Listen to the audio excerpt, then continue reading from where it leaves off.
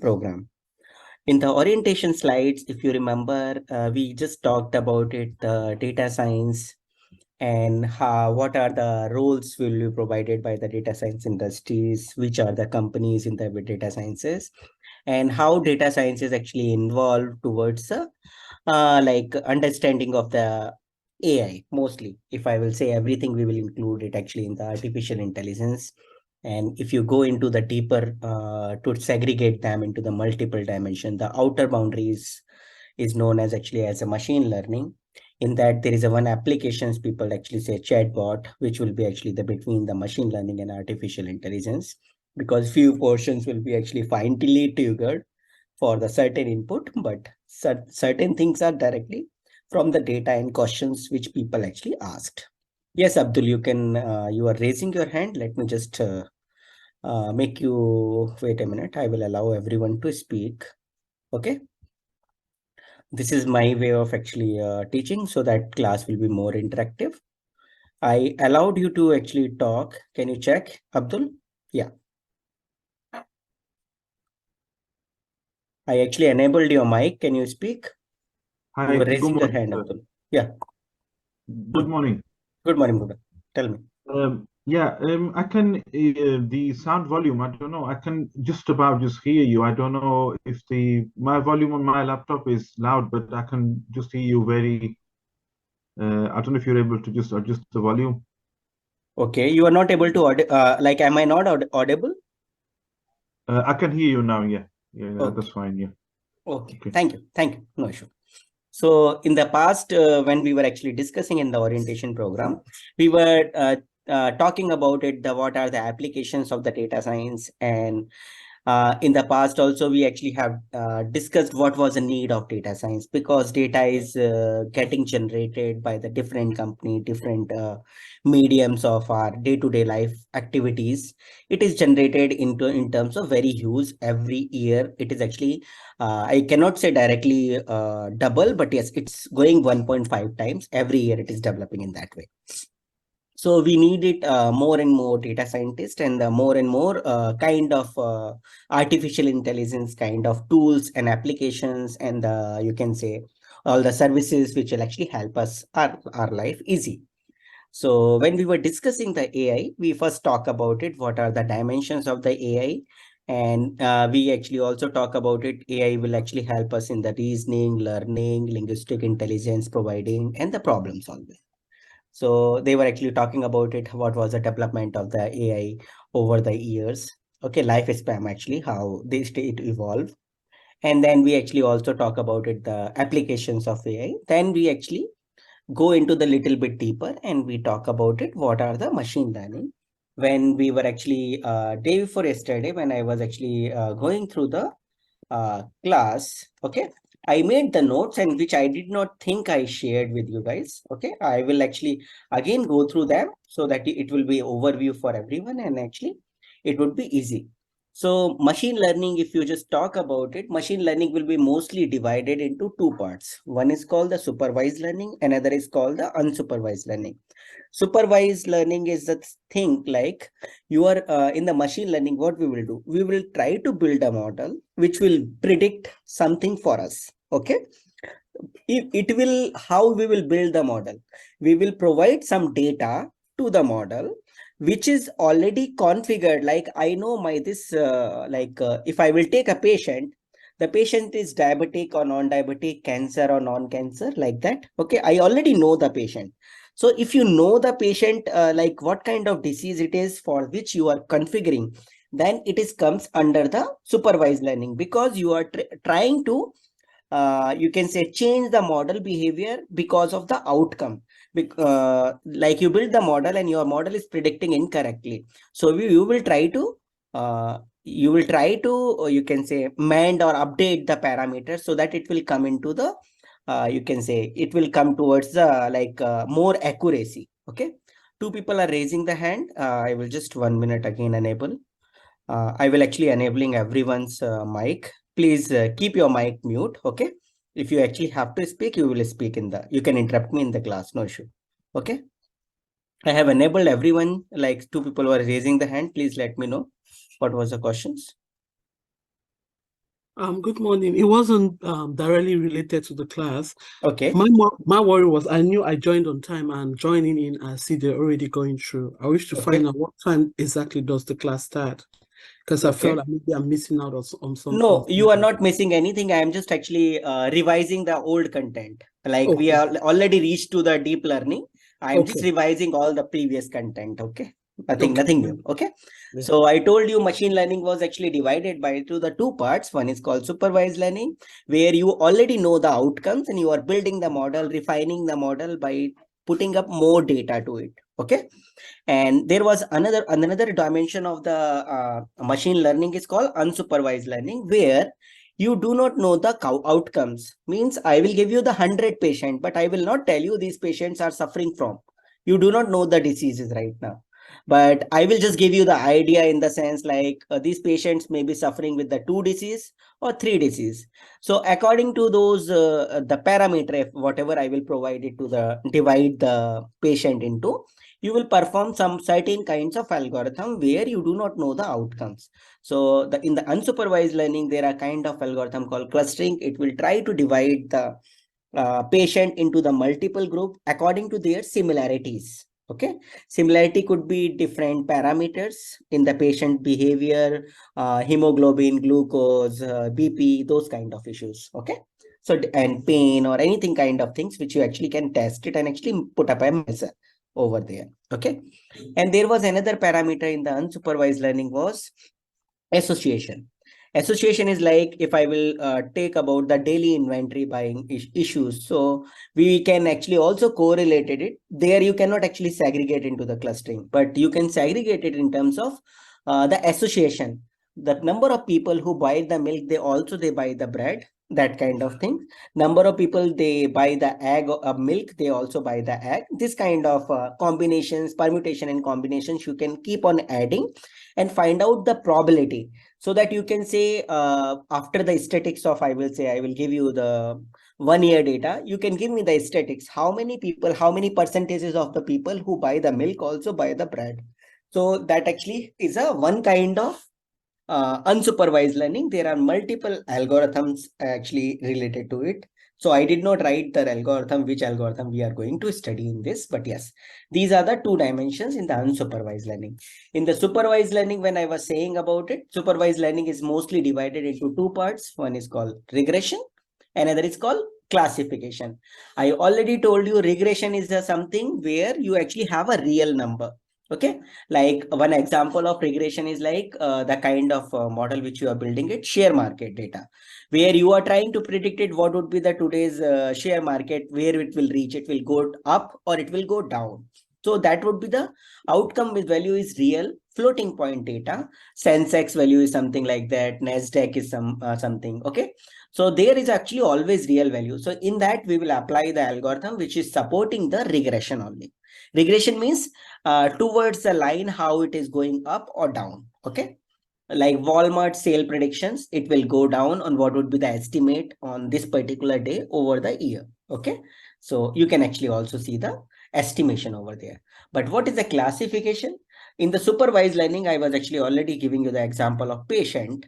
I will say these patients are divided into two parts. I can say certain patients are diabetic, certain patients are non-diabetic.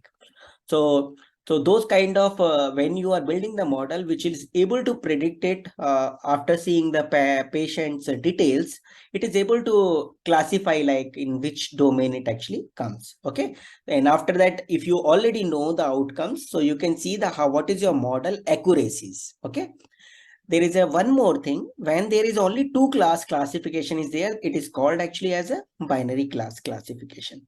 When it is more than two classes, means I have given the example. Suppose a bank is trying to segregate the customers according to their income standard or the assets they actually have it into their bank accounts. So they are trying thinking of dividing into the rich, middle and poor classes. Okay, so you can see right now it is the three classes. So that is actually another kind of classification which is known as multi-class classification. It is also divided. I am not actually going into much detail, but it is like there is something if ordinal, and nominal. Okay. uh, and nominal. Nominal is, I think so, when you actually try to do the multi-class classification into the digit wise. Okay. And this is according to the letter wise. Okay. Like I will just give you one example of letter wise is you are trying to grade the students marks according to the marks you are assigning the grades. Okay. So in the class, you will actually have only 5 grades. So this is actually one kind of multi-class classification. And this is actually ranking any way you can rank it all the customers. Okay. So this is actually just for later. We will actually again study everything in a very big detail when we go through the machine learning. But this was just actually the orientation. They were going into much little bit more detail. So I just touched it so you can make it difference. What would be the regression and what would be the classification. Now, we are coming into the different kinds of algorithms are there in the supervised. We actually have gone through few slides. One is called linear regression, logistic regression, k nearest neighbor. Okay, k is number, and these are the different algorithm we will study. That is not the right now. I will not focus much in that, but I will share these notes. Okay. So what exactly happened whenever we build the machine learning model from the data, certain portion of the data we will give it for the training. Certain portion, I will say always certain means less number of portions are given for the testing.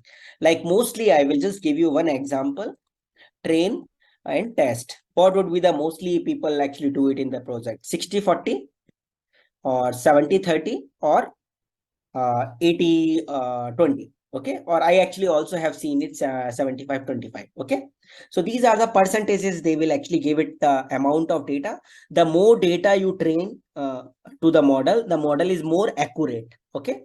But these are the actually percentages what they actually give it for the training. This is actually the percentage only. Remember, if I actually have around 550 patient, so percentage of 60% patient would be given for the training. So this is just actually the percentage. You can choose it whatever parameter you want to do, but only you actually have to find the good accuracy. That is what the fundamental. This is what actually I was discussing. In the coming classes, we are going to study these modules. Moreover, within the 6-month periods, these are the topics which you will be learning. Okay. Machine learning here and Tableau would be coming into the last. Okay. Statics, and there is one more topic is there, hypothesis testing. Sorry. So these are the modules which we will be studying into the 6-month curriculum of the courses who actually have registered it. Because in the Sunday class, few were actually a little bit confused why I was teaching them the deep learning. So for the 1-year people, there are few portions which will be taught for the 1-year people. Okay. Like, I don't think so. I was actually having it here. Yes, this is actually here. This is for the 6-month people. Okay. 6-month courses. This is actually the fundamental which I wrote it over here. You will be learning all the things which is here till this point. For the 1-year, okay, I just deleted, no issue. 1-year program, you will be learning little bit more over here, like deep learning. Okay, it will actually also cover the neural network. Okay, and one more portion would be covered over here, that is called NLP, natural language processing. Okay, language processing. Okay, these are the, sorry, processing is not there. Okay. So NLP, people actually write it NLP most of the time, which is actually used it for the text-based predictions, accuracies, sentiment analysis. People actually use it mostly for sentiments analysis. Okay. Or sometimes you want to do it sentiments analysis on the book topic, anything actually on the text, you can do it. Okay. Many people also work on the different kinds of data we will work on, but these are the actually two different parts which people in the 1 year, they will actually go for it. After the 6 months course, I think so, people actually will be assigned the capstone project. Okay. Projects, and where they will be actually tested for your learning over the time, and you will be assigned one project which you actually have to assign a project which you need to solve it. You can choose the capstone project according to the number of projects they will have specified. Okay. So this is just actually the you can say orientation towards the program, what exactly we are going to learn. In the last part only, I left it 10 slides. So I thought I will just cover up that. And then we will switch to today's class. That is actually start from here. We will go for this, but let me just go through the main part. Okay, here main pins, the little 10 more slides, which is actually there. Okay, because this is actually by default comes. So this is actually, they were talking about the deep learning here. In the deep learning, if you remember, deep learning is nothing but actually is a kind of mostly fine-tuned machine learning model. Fine-tuned means machine learning models, whenever we build it, we will just give the data. Machine is by default, by itself, from the mathematical algorithm, it will try to tune it itself for the data, for the training, and then trying to predict it according to the test data. But deep learning is not just like that. In the deep learning, you need to build the network, try to associate it each edges, and try to configure the parameters in such a way so that you will get it the more accuracy. Why actually it was actually what was the requirement of deep learning? Certain domains and certain data are there in machine learning. If even if you try to fit it with the best model means they will always give you the highest accuracy. If you try to check it out with them, you will always feel it you are not able to achieve the accuracies more than 60 to 70%. For those kind of scenarios, we will actually require these kind of models, deep learning. Like I will give you one examples. You will actually cannot actually have a flaw when you are trying to build a missile which actually has to reach some certain portions. Okay, so it some like I was trying to talk you. If you try to hit a helicopters, according to the heat, the sensor is actually reflecting, and you would keep on changing, and it will keep on adapting it. But adaptation should be accurate. You cannot actually have a chance to actually make a mistake over there. So in that kind of things, people actually comes a deep learning, like self-driving car. This is actually one dimension of deep learning. There they will actually use it, reinforcement learning. Okay, that is actually the topic which will be actually covered in that. Okay, so deep learning is a AI can learn without human supervision, drawing from the data. It is both unstructured and unlabeled. They were saying without intervention, that is okay, but it in the machine learning we do not penalize for the incorrect output. But here, when we get it something like patient is diabetic and you are predicting it non-diabetic and are trying to assign the medicines like that, so in ML it can actually happen, but deep learning doesn't allow you in that kind of mistakes, because one mistakes can ruin someone's life or something like that. Even in the self-driving car, you may hit some or certain object, you may kill someone. So they cannot actually go for that kind of mistake. Okay. So deep learning is a subset of machine learning in the artificial intelligence, that is actually network capable of learning unsupervised from the data that is unstructured and unlabeled.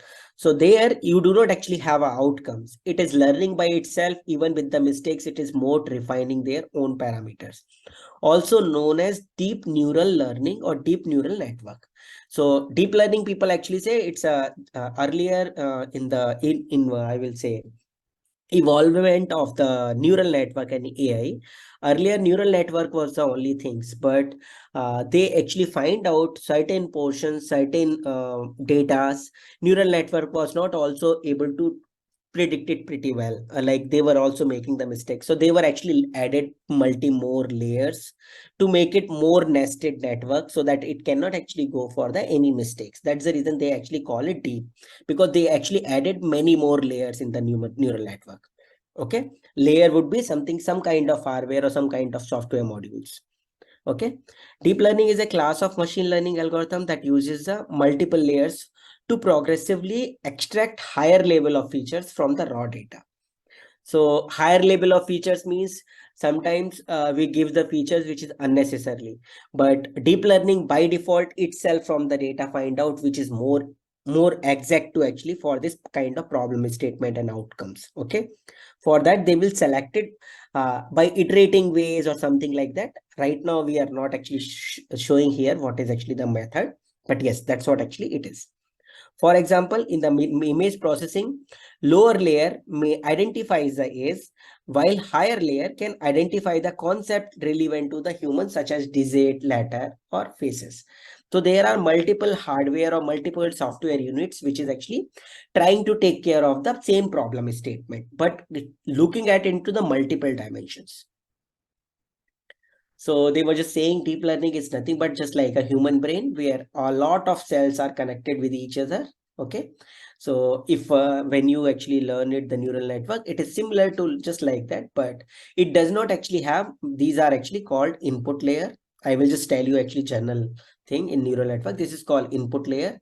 This is called output layer where you are getting the output, expected output. These all are called the hidden layers. Okay, which is not like it. You can think about it. Neural network is actually a black box for you, where input layer and output layers are given, and this is a black box. Earlier in the neural network, only one or two, maximum three hidden layers used to be there. But in the deep neural network, it you may actually have multiple layer, multiple hidden layers could be there. Okay, according to the requirement. So they were just saying neural network is a function where some input data is fed to it. This data is processed by the layer of perception, means each layer will be working in a different dimensions, okay? And to produce a desired output. So Abdul, you are raising again the hand, tell me. Santi, I just want to ask you a question, really important. Yes, Obviously, yes, please last week ask. was the first class, and I feel like sometimes, I know obviously you giving us a brief overview, but if I don't understand anything from the beginning, you'll be going through this again in detail. This is actually for the 1 year people, I will be going into the much detail later. But right now, just touching it, what exactly it is, so that you will know the field actually. You can easily differentiate it. It is a machine learning, it is a deep learning in that way. Okay. It is not in the detail like you need to remember right now. You just understand it little actually as a broad, like you can see when we read the preface of the book, do we actually really understand the book? Not, right? Preface is Yeah. just light touching of it. That's what actually its orientation. So I was maybe for the even 6 month people should know what is actually neural network. So even if next time anyone will ask what is a neural network, you can directly design this kind of edges and just connect it. You can say this is a neural network. Okay, just in that sense, they are not going to ask what is actually internal detail. Okay, what are these layers? Why this actually are four? Can it be go in the five? That is actually the more detail about it. We are not going into that. Sorry, I meant, the start, you were talking about unsupervised and supervised and clustering and all that. I kind of like get that. That's what I was talking about. This one, you are talking about this Yeah, when I was talking about it. Yeah, in the last time also, last week only I talked about it. Yes, tell me. yeah. So hopefully, I'll be able to just replay back the recording so I can understand. Because sometimes I feel like you're going a bit too quick, and I just find it hard to catch up with you when I'm just Okay. listening. Okay, I will try to go it little slow. Okay. Yeah. Okay, Just that's give me fine. 5 minutes. Yeah, that's okay. I understood it if you are saying in that way. See this here, I am not actually going to write any notes because that doesn't make sense because I'm not going into that much deep learning over here. Okay. But yes. That's So neural network is a simple, I told you this is a neural network, which they are just actually explaining. I told you right. this is actually called the input layer. So when someone says this is input layer, why there are three? Because there are input is actually only having three features. What is actually the features? Let me just tell you. Many, because it will come into the by default when you go and work with the any of machine learning data. Okay. So just give me 1 minute. Yeah. Okay. So this is here. I'm just taking any data. Let me just go and get the data so that you will understand it. Okay. I told you earlier in the last class, please register with the Kaggle because that is the only place where we will get it more data. Okay. I will just look at the only diabetic data right now and show you what exactly is the features we call it. Okay. In the diabetic data, this is actually the data we are just able to browse this particular CSV file. So data we will download it by Kaggle only. Okay. So you can just see this here. This is actually having 9 columns in this data. So these columns are known as actually as features for us. Anywhere I will talk about the feature term, that is actually the number of columns in a data. Okay. So right now they are talking about one column is called pregnancy. That is one feature. Glucose is another feature. Blood pressure is another feature. Skin thickness is another feature. Number of insulins you are taking it actually another features. Your body mass index is another features, and diabetic Pre-degree function is another features. Age is another features, and outcome is your result. The person is diabetic or non-diabetic. To express the final result is 1 is actually person is diabetic, 0 means non-diabetic. So whenever I talk about it, the features, you remember this is actually the number of columns associated in the data set. Okay. So what they were actually saying here, according to the number of features only, we will decide how many number of input layer would be there. Like right now in my data, there was 9 features. So my number of this circle would be 9 over here. If I will just go give me this here, trying to design my diabetic based neural networks, I will be having 9 such layers, 9 such circles over here, because my data is actually having 9 different features. Got it right now? So Yeah. how many lines would be there according to the number of features? What is features? A number of columns in your data set. Okay. Right. And got what it. is actually, what would be here? Number of output would be only 1, because output is only predicting it. Are you diabetic or non-diabetic? So that value would be 0 or 1, but it will be only one output. Okay. 0, only 0 circle. The internal layer can be multiples. It's up to us how we are designing it and what is our processing. But these are called hidden layers. So this was a simple understanding of it about any neural network. What would be the number of input layers? What would be the number of output layers? Okay. Means number of input layer would be 1 only, but how many inputs would be there and how many output would be there, that is you actually have to decide. Okay. And the internal layers you're talking about, like how would you decide how many to put there? I will try to teach you. It is actually very nested knowledge about the neural network. So I am not going into that deep, because each layer actually have a different functions here. So that is a little bit deeper things. I do not want to talk about it in the orientation. Okay. That's Just fine. you Thank should know what is actually it is. This is input. This is all hidden layers. This is output layer. That's fine. So Thank you. they were just talking about it, how the neural networks are connected with the multiple cells, multiple hidden layers. And according to that, we will actually get our desired output. They are just talking about it, human brain, and just showing about it. That's all, nothing else here. So traditional machine learning versus deep learning flow. Okay. So this is the traditional machine learning. We will get the input, right? I showed you, like, suppose you are giving the your diabetic data, which we actually right now saw. Feature extraction or number of features. Let me remove this feature extraction. Just go with the features. So we actually have a 9 columns. And then traditional ML algorithm output means any algorithm. I was talking about it: linear regression, logistic regression, KNN, the decision tree. Those are internal algorithms. Do not worry about it, what are these? But those algorithms, you can apply any algorithm and see the output. Okay. Output would be either correct or sometimes incorrect. So how do we know how our model is doing that? So we will divide the data into training and testing. According to the test result, we will say what is our accuracy, okay, of the model. Now, versus deep learning flow. Deep learning will actually have by default input. This is deep learning internal algorithm, means internal nested network of the hidden layers.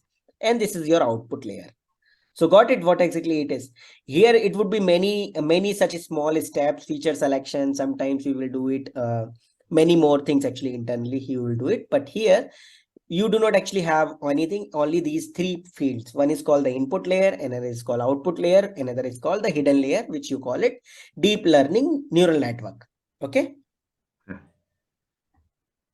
Deep learning is actually also comes into the 2 kinds. Okay. Like the same way with the machine learning, we were talking about it, supervised, unsupervised. Here they actually have it. Wait a minute. Someone actually put it something on the chat.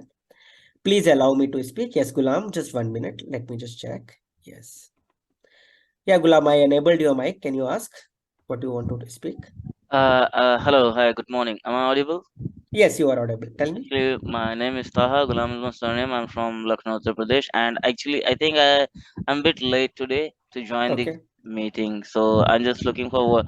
Is there anything serious that I missed so far? No, there is nothing actually you missed today, because it is just we are just going for the orientations. I'm going to Okay, start the class in 10 minutes. Okay. So okay, just okay, actually okay, orientation, just go through it. No issue. okay, okay, okay, Please, okay. please. Thank you. Thank you.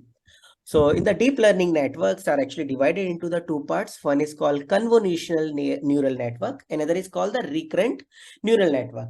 So what are the application for them? We will talk about it first, because they are not going into the deep nested layers. Okay. So I will also not go over here. I showed you earlier this particular picture: input layer, output layer, hidden layer networks. Okay. Simple.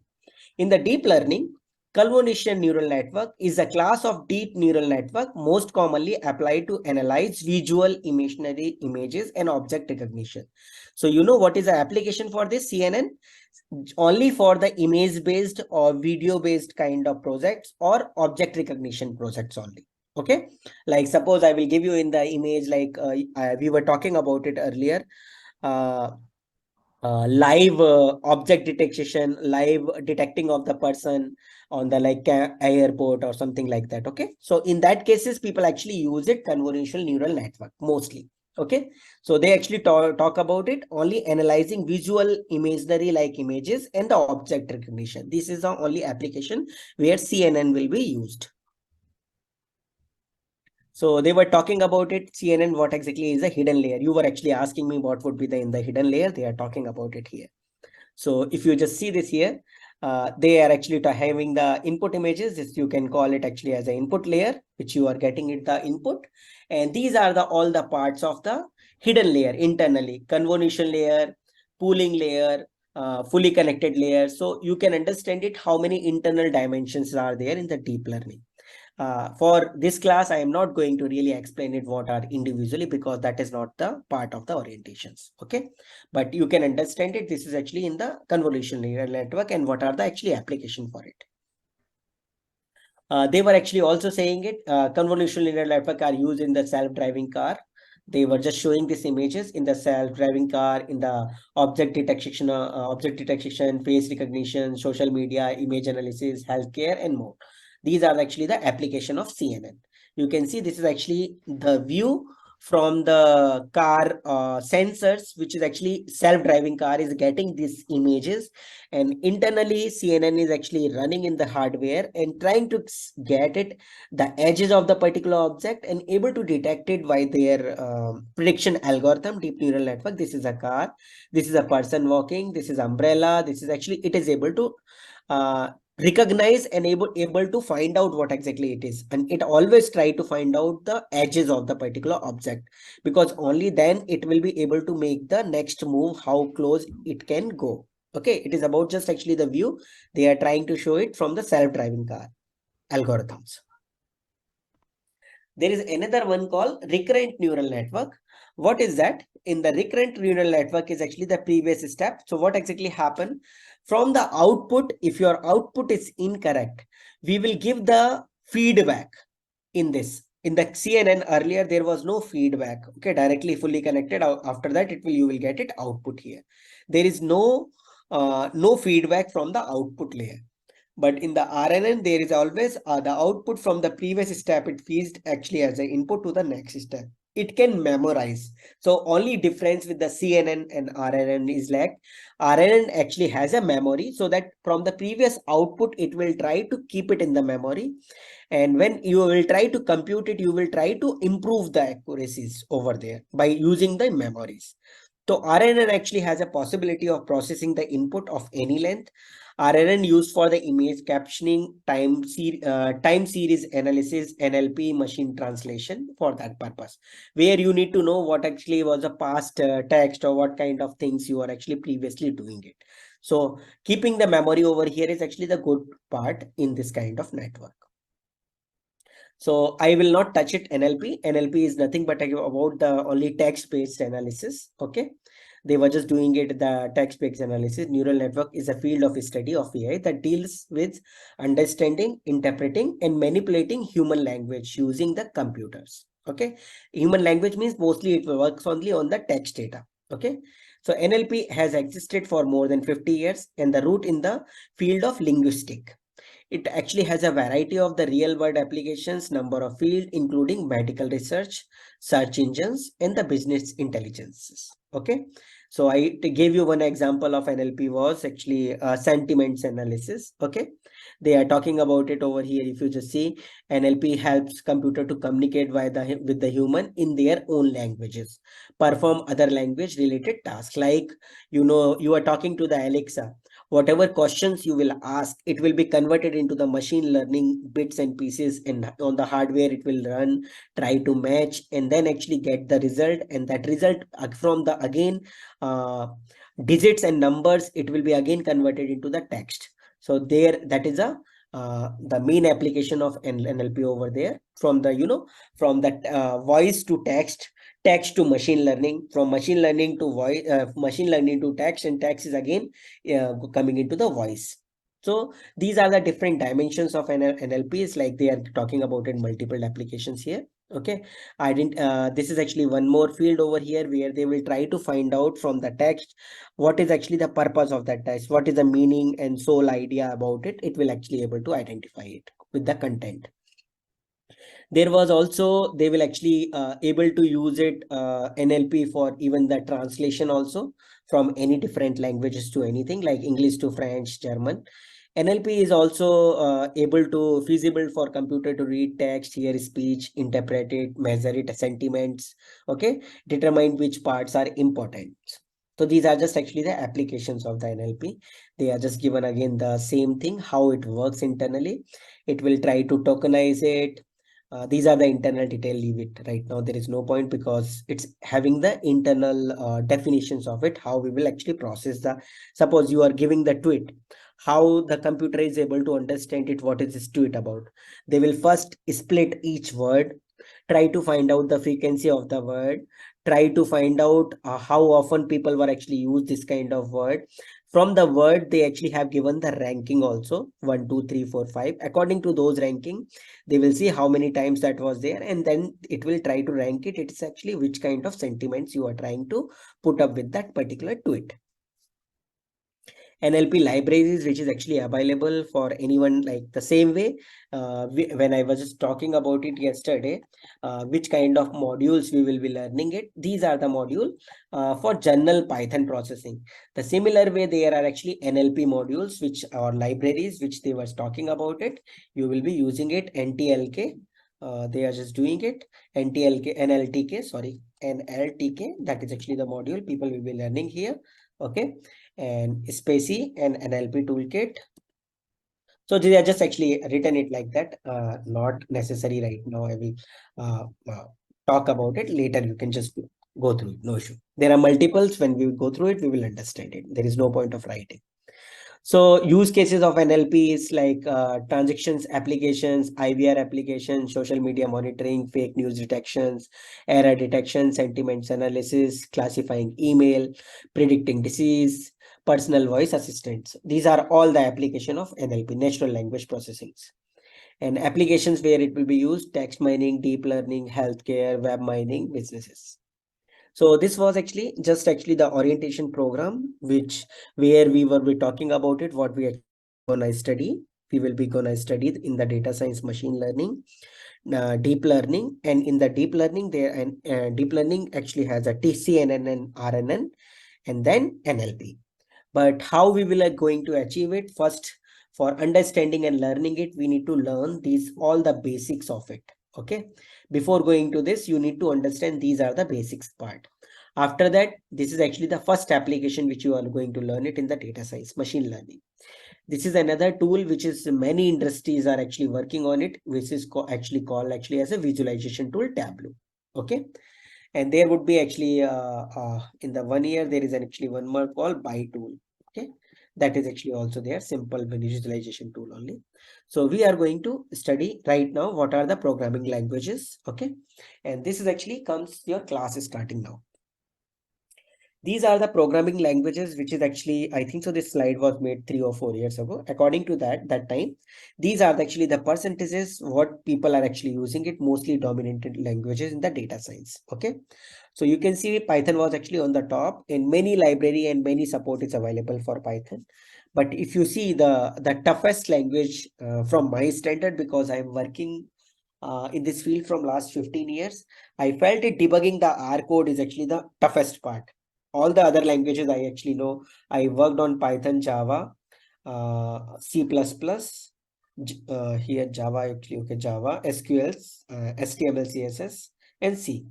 But most of the thing I felt it is still knowing every language from 11 to 12 years, I will still fear this language debugging. Okay, because every time for debugging, I need to search it on the Google for this debugging. So we people for 1 year also will learn little bit overview of the R language. But for us, we are going to start with the Python. So Python was released in 1991 by the Dutchman Guido van Rossum.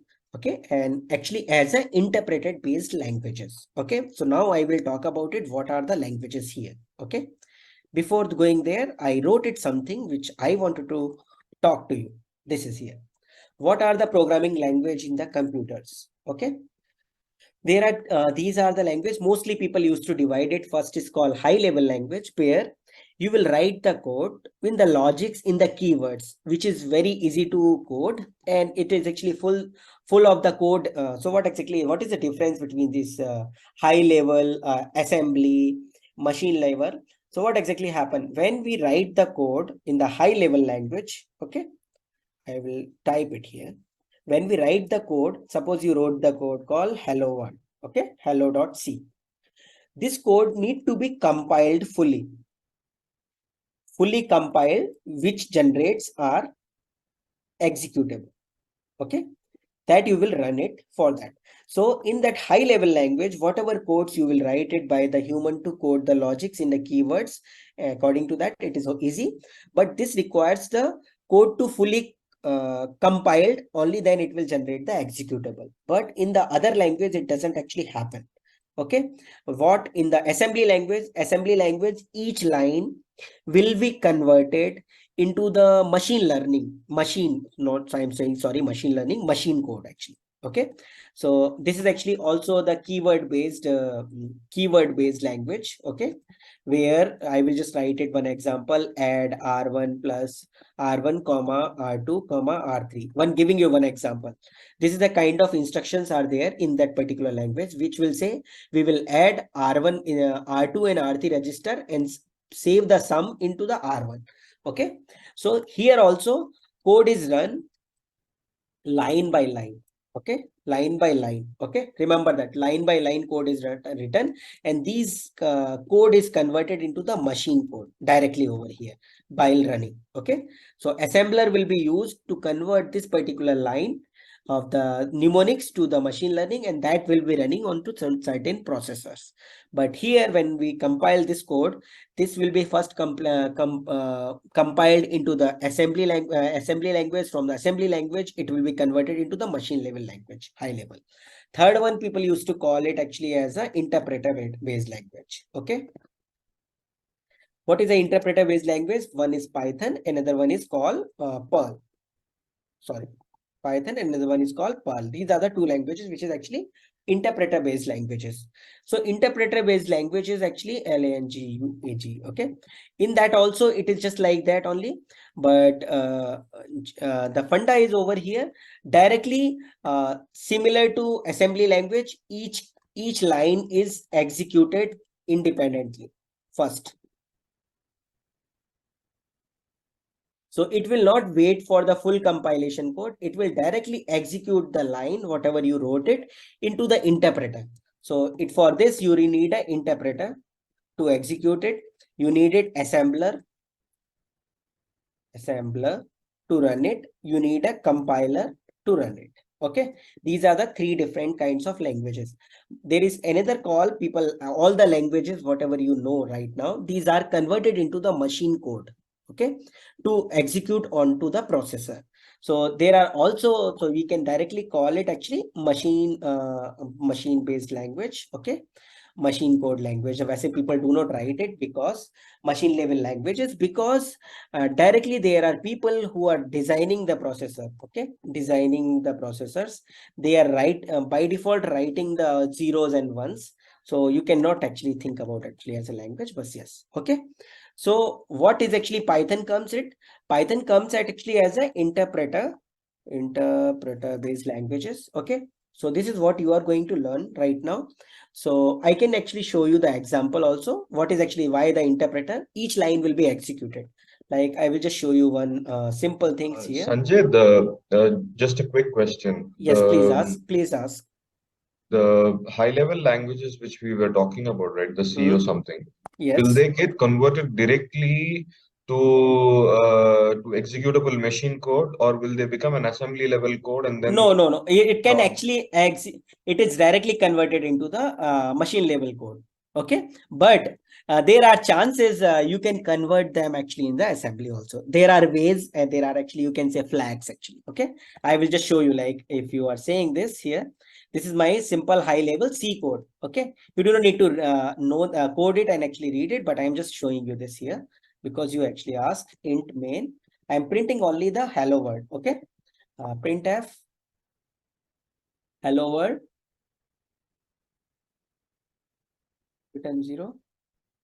This is my C code. Okay, wait a minute. Studio.h. Sorry. Okay, yeah. So you can just see this is my code hello.c. Okay, I need a compiler for running this. This is called GCC is a compiler. If you just type it, you can understand it. GCC -v. This is actually C based compiler. It's right now I'm running in the Mac, so it is called the Clang compiler only. Okay, so GCC hello world. So when I will just compile it, you can just see it will by default generate the executable. If I will just say file hello, what is actually, it's an executable in Mac OS. Okay, this particular file is generated while compiling this particular code. It is generating this my -o means output generating by the hello. So hello is nothing but actually is a executable file. Directly it is converted. But there are ways, if I will just say -s, I think so, it will convert the a dot out. Hello.s is converted. This is called the assembly. If I will pass -s flag, it will generate me the assembly code of my code. So if you just see this particular hello.s, this is the assembly code. You can see I told you earlier add, move, str. This is the assembly code generated for my code. Okay. So there are ways from the high level languages you can convert the assembly, because if you see my processor is by default compiler is directly generating the execute machine level code. But there are ways you can generate the assembly language also, because sometimes people wanted to do the more modification on it to the improving the accuracies of the program. Okay, so that's the reason they actually given us this particular features in the compiler. Great. Okay, So so the understanding is the job of a compiler is to make our code compatible to the processor itself. The processor convert the code to the processor based instructions in understanding, machine yeah. learning, in machine coding. Okay, this is what actually it is. Okay. Converting the code to the, this is what actually it is. Just 1 minute. Hi sir, I would like to know, is there a person from non-IT background would like to know that are there persons from any non-IT background? Devender, I did not know because I do not know everyone. Anyone is there from the non-IT background, guys? Okay. I am from the non-IT background, but Okay. currently working into technical sector. I mean, Okay. technical support. Okay, good. Because some Devender was asking just like that. Okay.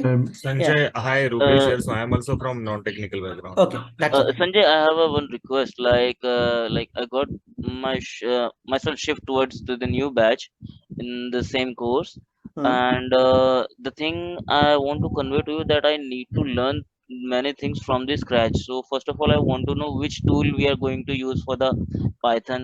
Will You it are be asking in ahead. I will just go step by step. Please just wait. And then you will ask, it would be good. Because I did not even okay? explain this side. I Okay, was okay, just okay, talking okay. about it. I was just talking about the languages. I just talk about the language right now. You are asking me detail about it right now. No, I didn't go right now there. Okay. So anyone actually a non-technical background persons, these are just these are the languages which people work in the computer sciences. Okay. For non-technical people, I am just talking about it right now. So these are the different kinds of languages. People learn it over the years when they actually registered into graduates and masters in the computer science. Okay. But today we are just going to learn in this particular course only interpreter based languages, Python. Okay. So for that, where it actually exists in that hierarchy, I was explaining this, what are the kind of languages, because you should not be directly blending, okay, I know only interpreter based language. So for that definition, I told you these are the different kinds of languages which is exist in the computer science. We are going to learn only Python, which is an interpreter based language. What is an interpreter? Earlier, I wrote it one code here, hello.c, which is actually in the high level language. So interpreter is something called, I will just go for the Jupyter. 1 minute. Do not understand it in a different way. I am just going here. Interpreter is like that. Whatever I will write it in a single line, it will be executed. It does not wait for me to compile the code or something. I wrote it hello world directly, this program. This line will be executed in my Python directly. I do not need to compile it. Whatever line I will write it, it will be executed. Like I will just say, I assign 45 value to this s variable. So this line is already executed here into the Python. So if I will just say print s, directly printing the s. So Python is an interpreter based language where each line will be executed independently. It doesn't actually wait for the other, dependency is not there. It does not need to compile the full code. Whenever Python codes we are compiling it or executing it, it will be executing line by line all the code. So now I will switch to other topic here. This was just actually for understanding what kinds of languages are there. Okay, so this was actually the author, or you can say inventor of the Python language. Okay, and how the history of the Python. In 1983, this person was actually the creator. Location, it was actually the programming language implemented in 1989. Actually, this was just actually he thought about the idea, but as a executable or as a interpreter first available was in the 1989. Official release was at this time. It was maybe he designed it, he may be working in his research lab, but publicly acceptable and released for the other people to use it in this particular year. Till 2000 we were actually working on the, from 2000 we were working on the Python 2.0. In 2008 Python 3.0 came. In current scenarios, it is actually Python 3.11 is going on currently. They are changing the versions, multiple versions. There are certain adds and plus and minus things are actually happening. They are really removing few features also. So if you just talk about it, which Python 3 I am using it, you can just see this here. I'm using it Python 3.10 in my Mac OS currently. Okay, so maybe you will be, you will see, I will show you what exactly you are going to use it in your system. Okay, so these are the companies which are using it in the Python: Google, YouTube, Facebook, Instagram, Netflix, even Dropbox. They actually talk about it. Dropbox is actually utility which was developed only in the Python. So they are talking about this, leave it. This is actually, we will learn it in the last, so I'm not going into the R. Okay, so now we will start our Python code. Before starting anything, people were asking it many more questions. So now we will address those questions one by one. Wait a minute, just see. I written these notes. I will just share these notes. But before going there, these are the things which we will start it. Wait a minute. Okay, yeah. So wait a minute. This is my first notes. These notes are for the orientation. Okay.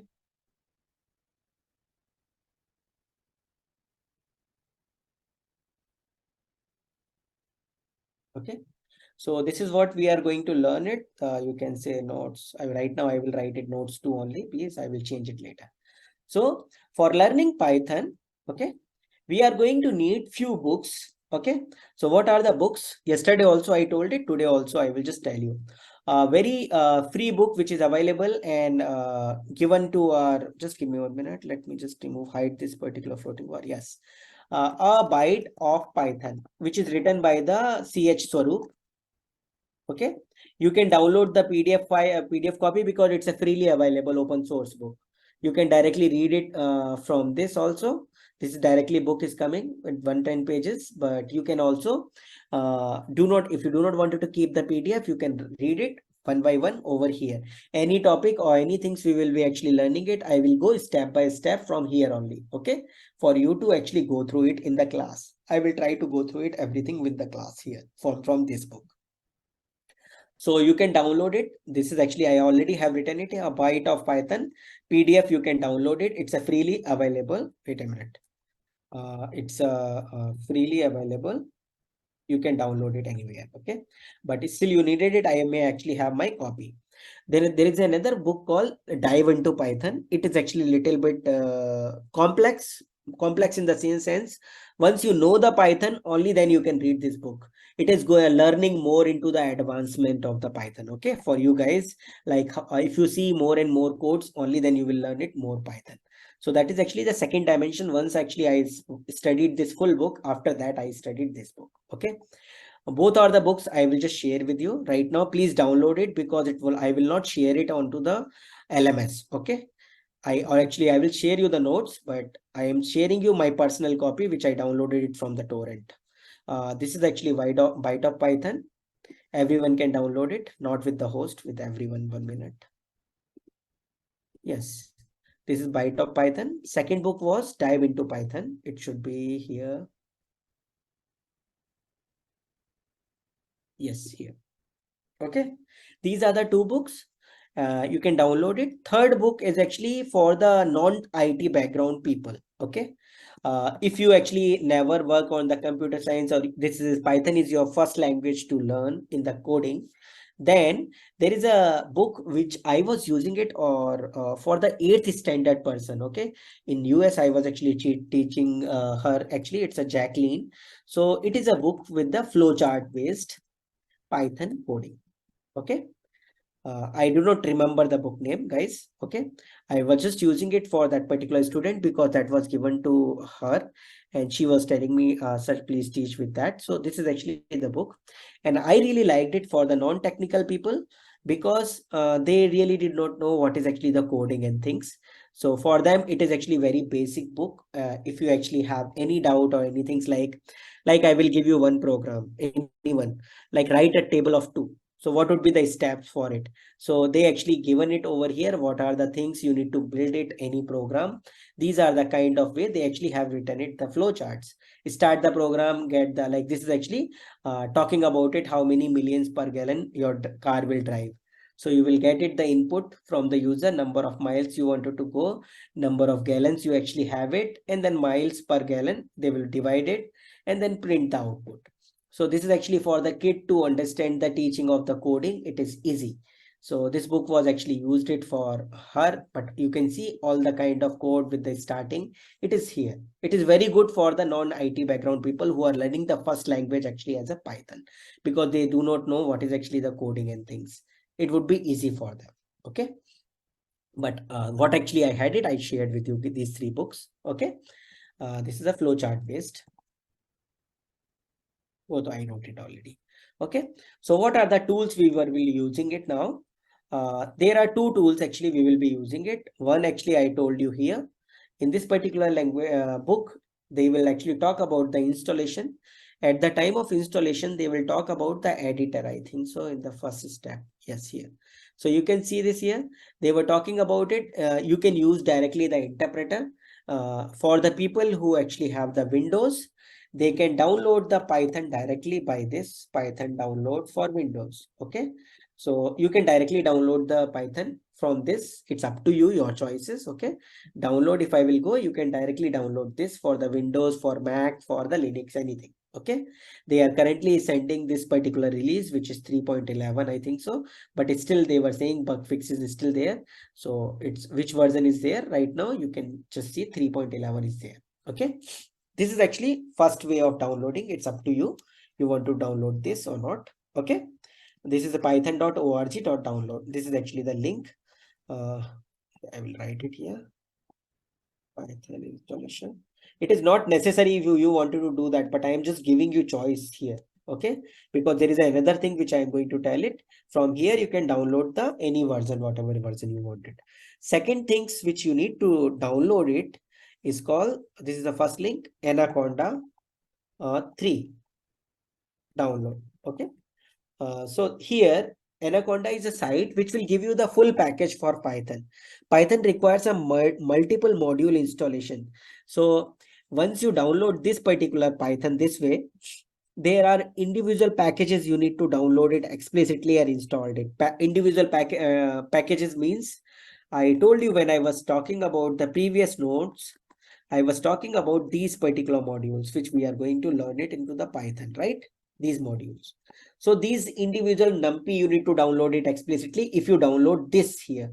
Okay, after downloading this way, okay, you need to individually download or install it, numpy, pandas, okay, and matplotlib, many more libraries which you need to download it explicitly. So I do not refer this particular method for anyone actually as first choice.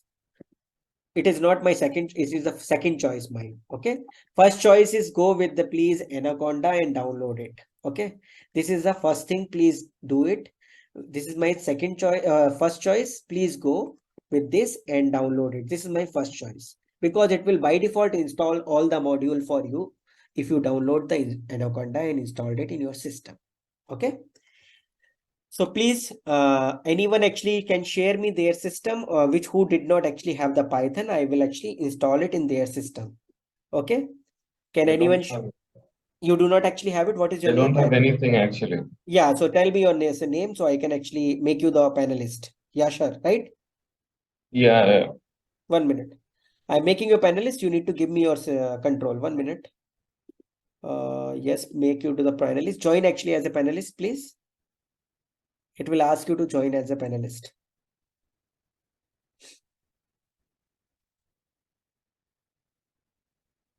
Okay, I think so you joined it. Okay, I will stop screen share. Yasir, can you start a screen share from your side? Yeah, and can you give me your machine control also? 1 minute. Request remote control. Request. I just requested your machine control. Thank you. Give me your browser. Open your browser. Yes. So you just downloaded this or no? Please download it here. Click on the download button.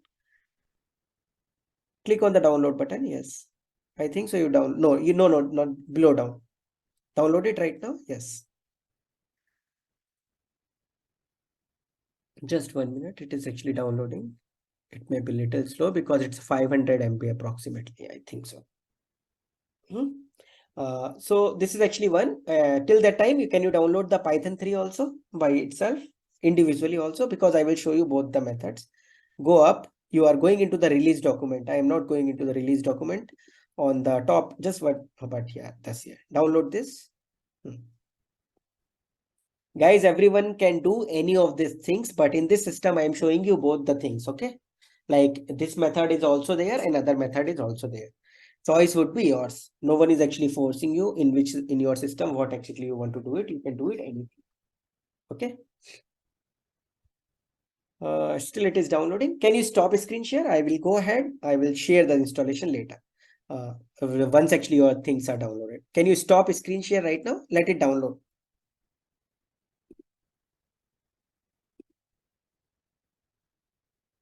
Can you stop screen share, Yasha? yeah, there is only an option for pause share. Okay, Yeah, wait. stop share. Yeah, thank you. Till the time you will be actually with the panelists, don't worry. Okay. So now today we are going to start. So you can understand it right now what I taught you. These are the books. These are the installation types. Once Python installation is done, I will show you the, we will actually need a two editor. Why we need the editor? We need the editor, or you can call it development environment. Okay. Development environment. For working on any languages, you need a first either editor or any development environment. So they actually are using it PyCharm community editions. Okay. This is also referred in the one book, or people also use it Jupyter, Jupy, Jupyter and notebook, or Jupyter lab. Okay. These are the two editors people actually use it mostly. PyCharms is actually available directly. I will just show you also that. Yasir, you will also download that also, please. Let it download parallelly. Yeah, sure. PyCharm download. So you can just see when we go to the JetBeans. Yeah, Abdul, you are saying something. Please tell me.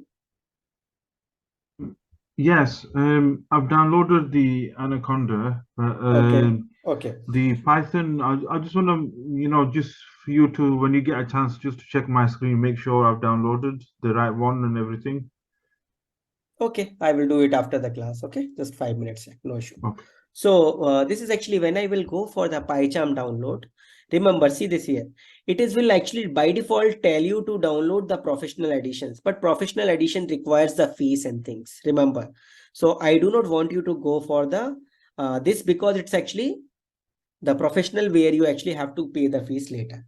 So I was just thinking of downloading the community editions. I am not sure why it is not giving me. It will should give me just 1 minute. Yeah, here. Can you see this here? PyCharm community editions. It would be easy for the learner, educators to download and learn it. So I will just share the link. Please download it according to your OS. Okay.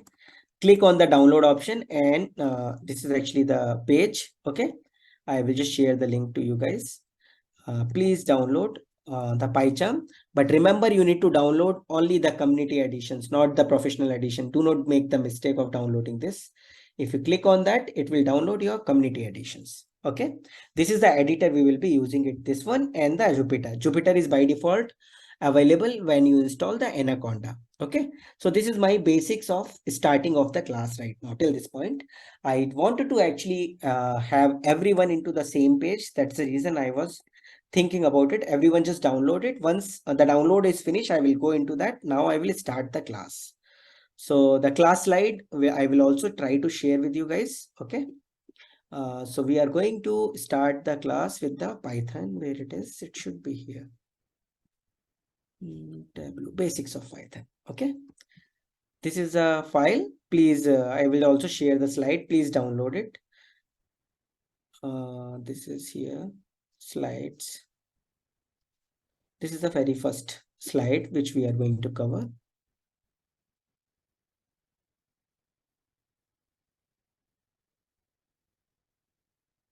Introduction to the programming using Python.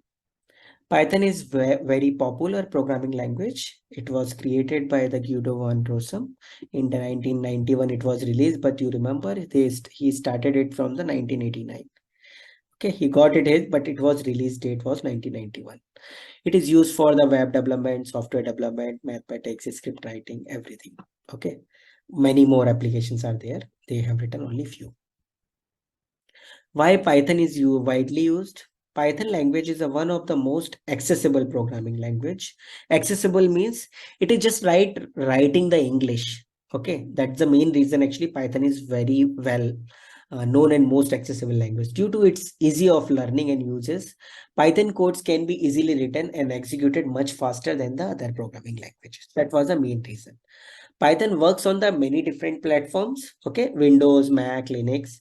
Python actually has a simple syntax, very simple. That's the reason I was saying easy. Okay, it's easy to code. Python runs on the interpreter system, means the code can be executed as soon as it is written, means line by line you can execute it. Python is also known as actually as an object oriented language. The people who are not from the computer science background, for them object oriented language programming will be little bit tough when I will go into that topic. Okay. So right now I do not want to discuss it, but when I will go into that particular topic, I will try to take it 15 minutes for you to explain this particular keywords. Okay. So Python syntax are very much simple and easy. Every programming language has their own set of rules that makes their basic syntax. Hence, it easy to code in the Python. Like they were right now printing this statement, print learn from career era. This statement is by default sufficient to execute into the Python. Okay, this syntax above is a basic syntax for Python programming to print. Print is a function which able to display anything on the interpreter, whatever is passed actually as a string here. Okay, as a string, whatever you pass it, it will print it. So now Yasir, your download is finished. Yeah, it's done all three. Yeah, PyCharm, thank you. and I needed it. That's the reason I will actually not going ahead. I need your system now.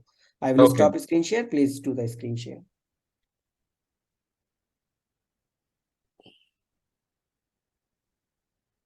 Yeah. Can It's you one 1 all minute? three. I will ask you the control. Yes, thank you. So the very first one, The very first choice of mine is actually Anaconda. So I will just install that. Okay. Accept all.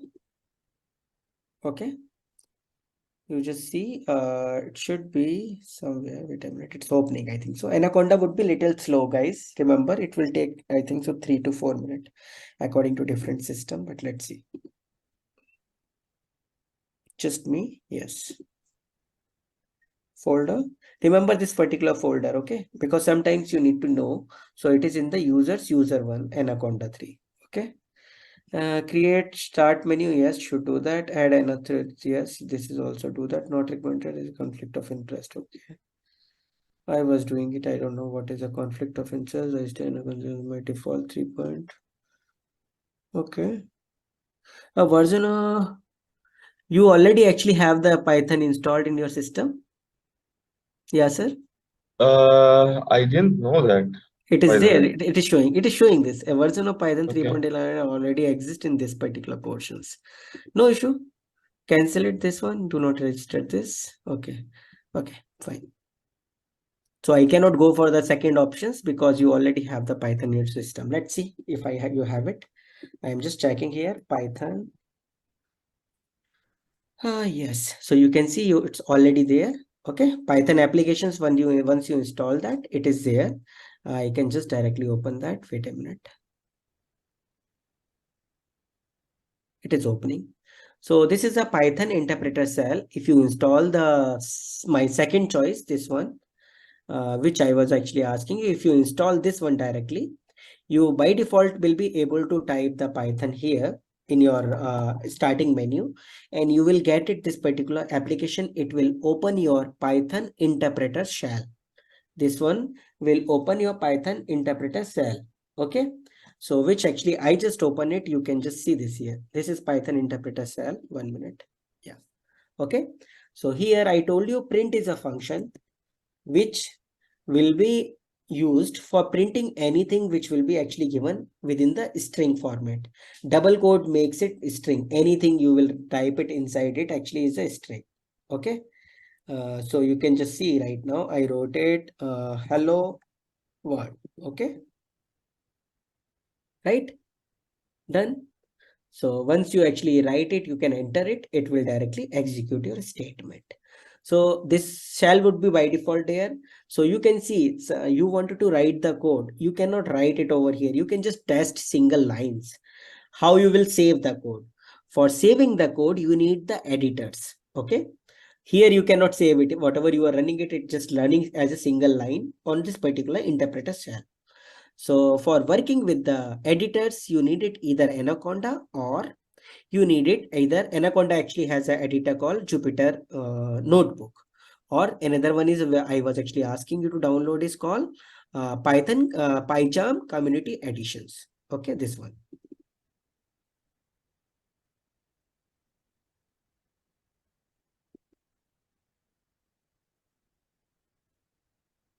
Is it still going on? No issue. I think so. It's opening. Yeah. Okay. Yeah, I think PyCharm also launched. It's there in the system today. Okay. Wait a minute.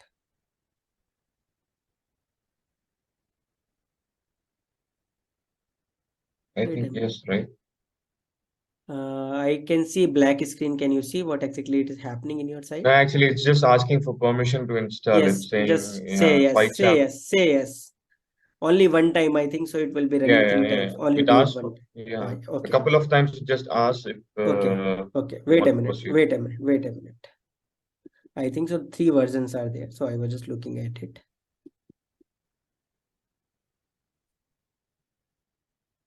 So you understand it. These tools are little bit heavy for a system to perform. Okay, parallelly. So I think so. We will go one by one. I am not actually looking at I think it. it can manage this. Anaconda is running. It's gonna run for some time. This one I'll cancel out because it launched 3 versions. There are 3. That's the reason I was saying cancel it. 2. I'll Cancel it 2. one. Cancel this also. 2. Yes. Yes. And Now this one open. we can just Yes. proceed. Next. Go next. Next. Um, Add at the desktop, create sure. desktop. Yes, please do that. This one, Create association with the py. Yes. this one, right? Bin Yes. path Yeah. Do that. Last one and this. also. Last one Okay. also. That's all. Next. Next. Install. Yeah, I think both are installing. Is your system is a i7, i5 or something? This is i5. Okay.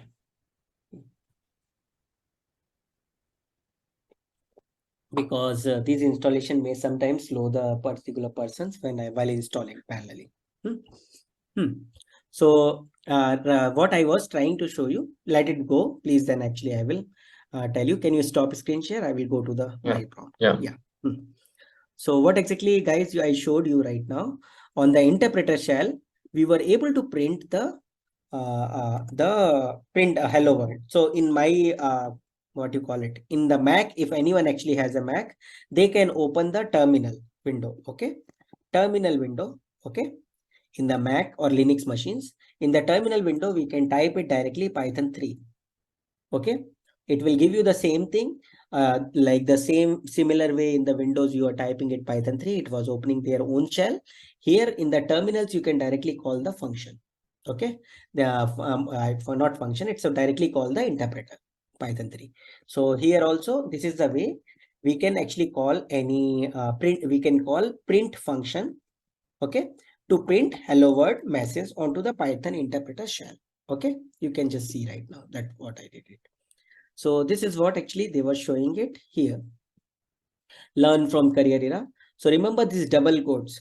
Sometimes it actually happens if you copy this, if you copy Python code from somewhere else, it will not execute because this kind of double quotes are not allowed. This is not the same character which you are typing in double quotes. Can you see this here? This is little bit tilted and this is double quotes. So Python editor is not able to understand it. What is this character? Okay, let me just check it out. This one. Python is not able to understand this character. Okay, can you see this here? Syntax error, invalid character. This because this is a character. There are certain characters in the computer science which is called actually as a Unicode. Okay, please, this is some certain terms. If you never came across, please learn it in the computer science. Unicodes are the text string. What exactly happened earlier in the olden days when computer was developed, the correct we used to always give the all the characters in the keyboards are from 0 to 255 values only. Okay, so if you remember ASCII table, ASCII table, I am just printing it because all the computer science people already know, but you should know that each character in the keyboards are actually represented over here. 0 is null. Okay, tab is already there, line feed is there, escape is there, enter would be there. Different kinds of characters are there, spaces, explanation mark, hash, every characters is there. What exactly happened? Certainly for the when they were developing the HTML language for the web, which you are searching daily nowadays, it requires a certain more characters. So they actually have generated called Unicode characters. What is a Unicode characters? Unicode characters actually are represented to 55. Just 1 minute. It is 2 to the power 32 is just 1 minute. I just wanted to check what is this value. No. Not this one. I think so 16 is the correct way. These many characters, they have generated it in the Unicode. Okay. Unicode character tables, I will not say, it would be too big actually. Okay, these many characters are there in the Unicodes. So certain characters are like NNN, or you can see these are the different kinds of connector which your computer will not able to understand it. Only HTML language will understand it.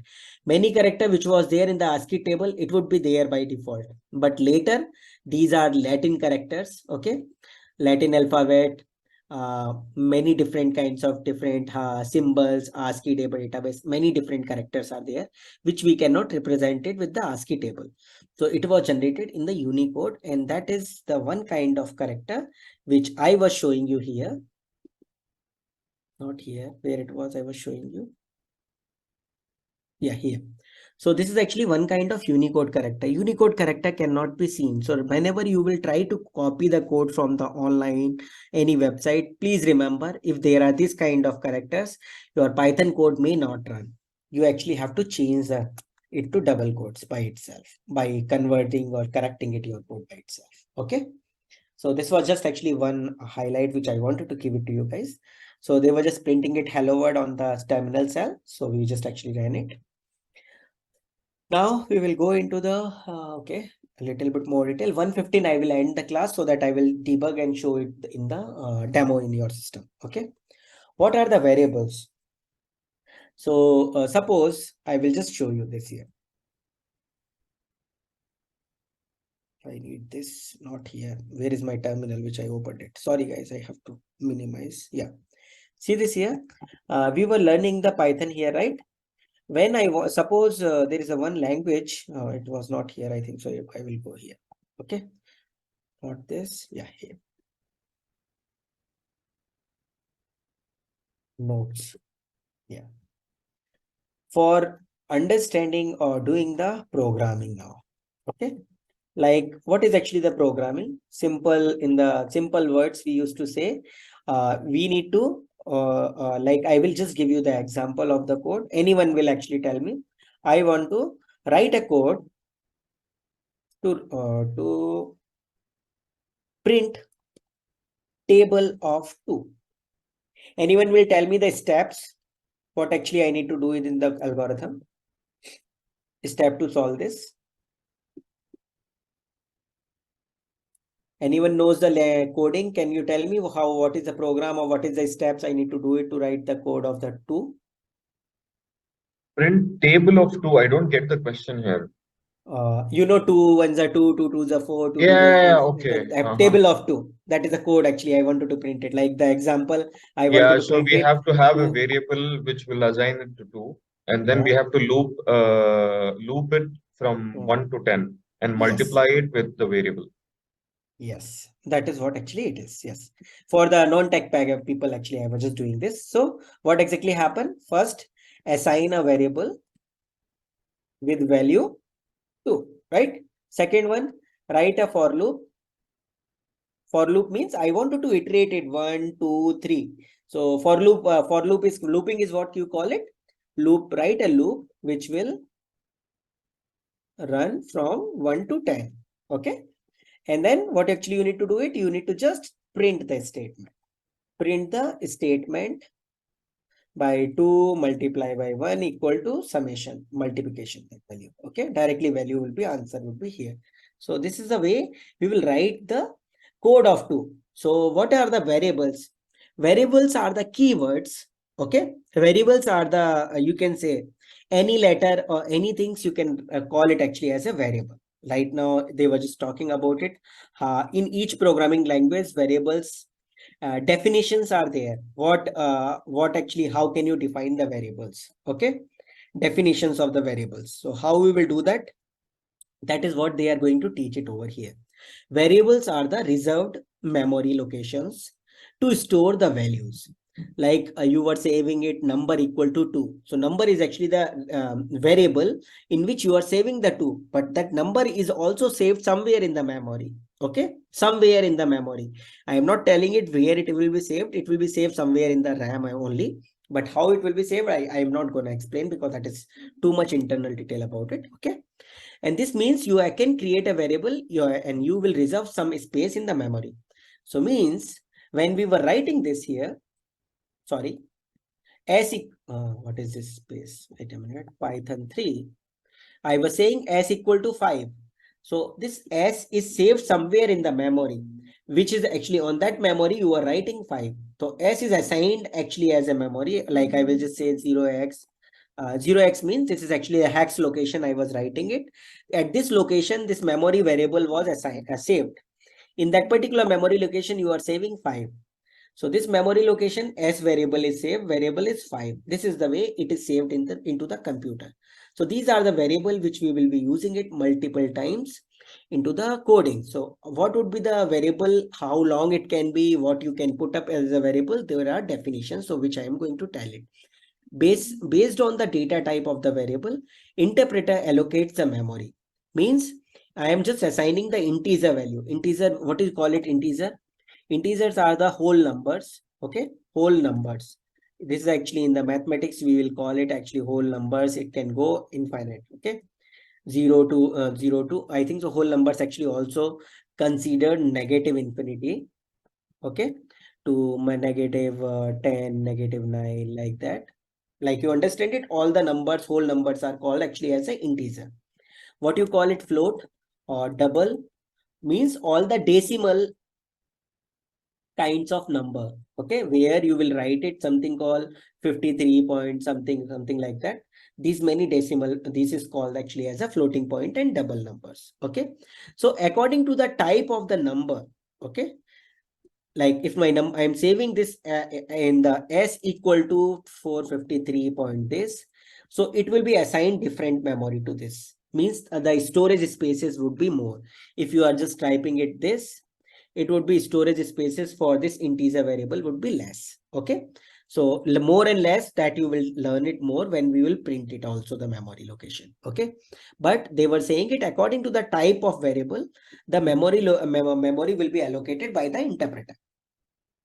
Therefore, by assigning different data types to a variable, you can store integers, decimals, or the characters in these variables. What is a character? Like if I are saving it this particular a value into it, this is called character or string, anything you can call it. Okay, as you can store the full string also, my name only, I am writing it.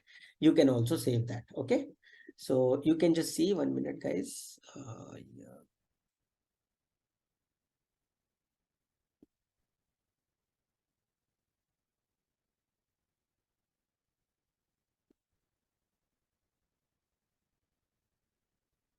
Still the same? I'm not sure. I will check. So this is just actually the definition of the variables. Now, they are not going into much detail, so I did not like it, this the kind of things they are going or rushing it over here. So let's go one by one. Okay. So what I wanted to go into today is my first book, which I told you to actually go through it here. Okay. Because sometimes the slide will talk about it less content, which I really do not want you to learn, because you actually know what are the details about it. Okay, so I am going into the basics. Okay, the installation and those things I will show you actually as a demo. You already seen this syntax.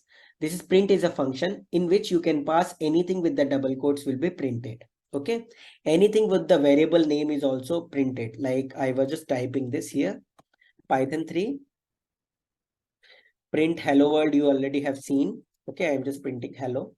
You can s equal to 5, you just said, and print s also is okay. Print 5 is also okay.